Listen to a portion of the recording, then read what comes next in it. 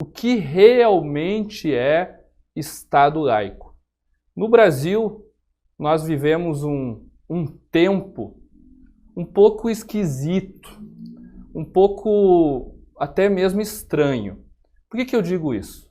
Porque existe uma reconceituação de significados, uma ressignificação de conceitos antigos, de conceitos gravados na pedra, muito interessante, de forma muito contínua. Você percebe essa ressignificação de conceitos em vários fenômenos, em várias áreas do conhecimento.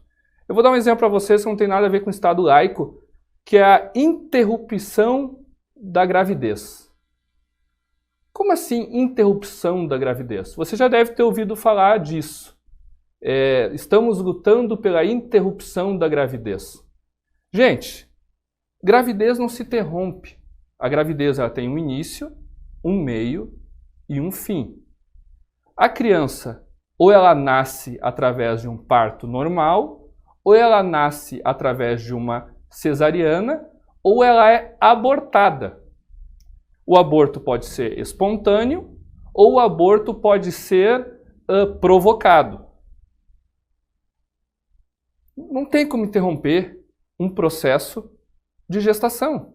Então você vê, como aborto é uma palavra estigmatizada, como aborto, as pessoas quando ouvem aborto pensam na morte da criança, o que eu faço? Eu mudo esse conceito para interrupção de gravidez, interrupção de gestação, porque daí ninguém morre. Estamos interrompendo um processo. Você percebe? Então, quando você altera a linguagem, você domina a narrativa. E é isso que nós estamos vivendo hoje no Brasil, em diversos aspectos da nossa linguagem, do nosso português. E existe um mantra, que é o mantra do Estado laico. Vocês sabem o que é um mantra? No Rio Grande do Sul, lá nos Pagos do Sul, de onde eu venho, na República do Piratini, é que todo gaúcho é bairrista, tá? Desculpa. Mas o que acontece? Lá no Rio Grande do Sul, em Três Coroas, tem o Templo Budista. Quem não conheceu, quando for a Gramado, na ida a Gramado, você pode passar em Três Coroas e visitar o Templo Budista, que é muito bonito, assim, muito diferente, né? Totalmente diferente da nossa cultura cristã. Isso, gente, não esqueça, a cultura brasileira é cristã, não tem o que fazer, tá? Mas tem um templo budista lá encravado na Serra Gaúcha. E lá existem, nesse templo, vários rolos enormes. Para que servem aqueles rolos? O cidadão lá, o fiel, vai lá, o monge, e gira aquele rolo.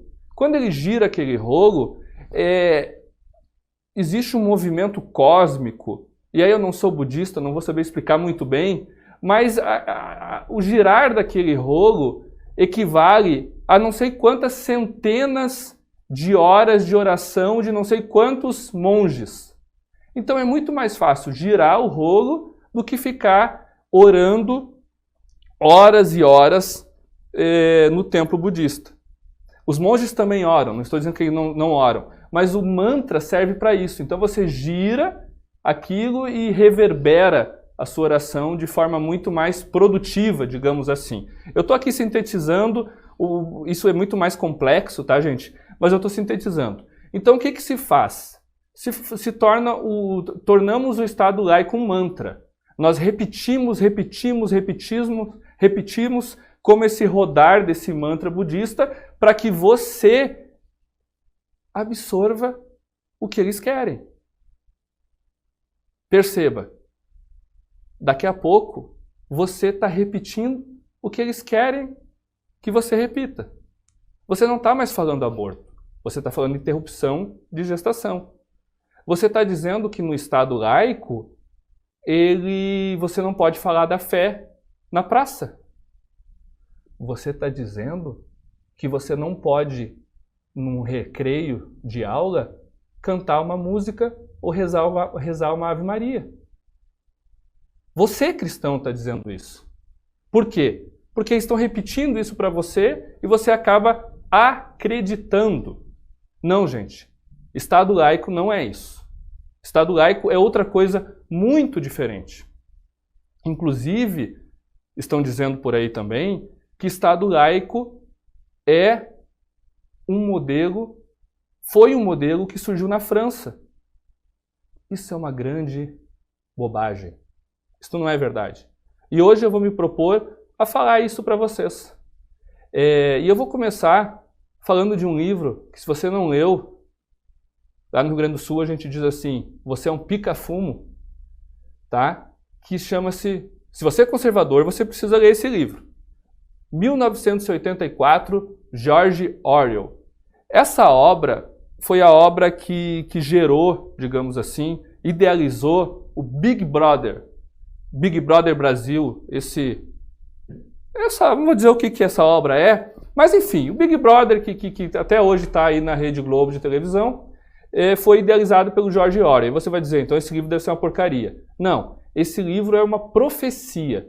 George Orwell, nessa obra que foi escrita em 1948, ele mostra o grande irmão, e esse grande irmão domina todos os aspectos da tua vida.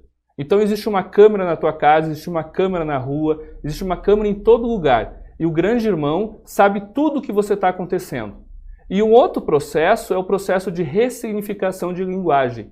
Então no 1974 você vai ver o duplo pensar, você vai ver a aglutinação de palavras, a mudança de conceitos. Por quê? Porque o grande irmão está criando uma nova linguagem para conseguir dominar todos, não só no aspecto de ver o que você está fazendo, mas também do que você está pensando. Porque se você muda a linguagem, você acaba mudando o pensamento e as ideias. Então você precisa ver essa obra, que você vai encontrar grandes semelhanças com o que aconteceu no Brasil aí nos últimos 20 anos.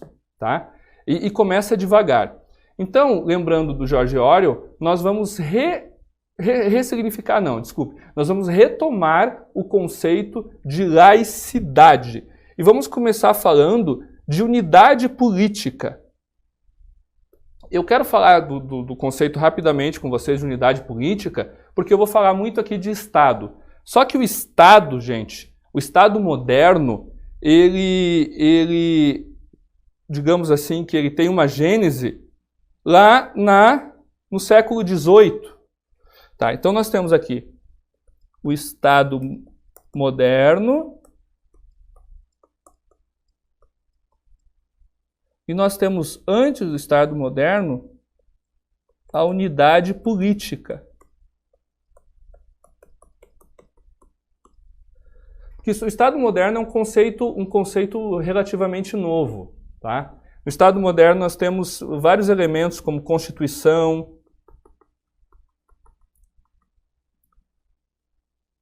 acabou o espaço, Constituição.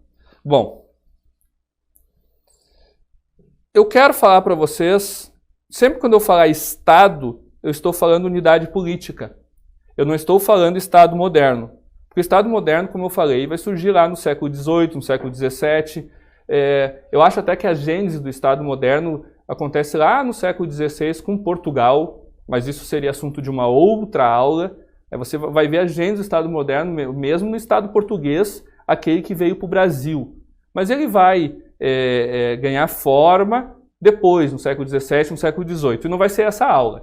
Eu estou dando só esse preâmbulo para vocês, porque eu vou falar sobre a gênese da laicidade e eu vou falar sobre teocracia, que é um outro conceito que ressignificaram. E o que é a teocracia? O que é o Estado laico? O que é um Estado confessional? É um sistema de interação entre o Estado e a religião, entre a unidade política e a crença e a fé. Como lá na Antiguidade Clássica não existia um conceito moderno de Estado, o que existia lá era uma unidade política.